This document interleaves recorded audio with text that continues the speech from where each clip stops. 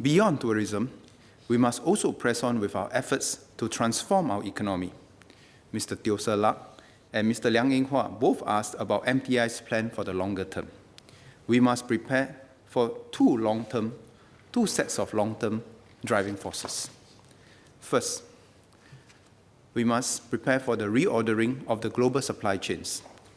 Technology, especially digital technologies, rising trade tensions and protectionism, and now domestic resilience to disease outbreaks have all added impetus to the reordering of the global supply chains.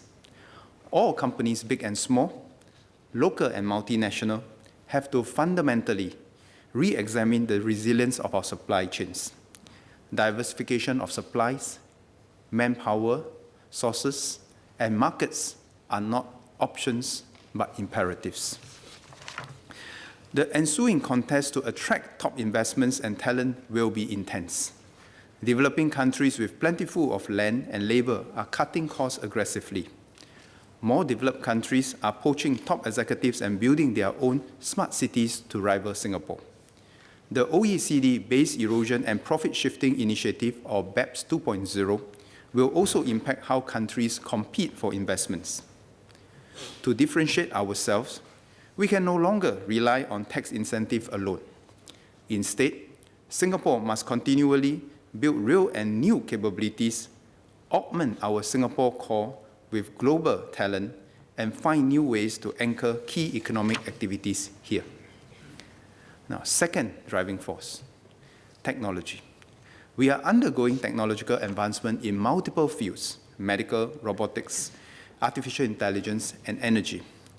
These are not just incremental shifts, but disruptive and discontinuous change.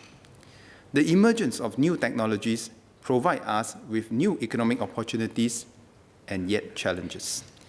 Sectors in which we did not used to have a comparative advantage before, like agri-tech and urban mobility solutions, are now emerging opportunities.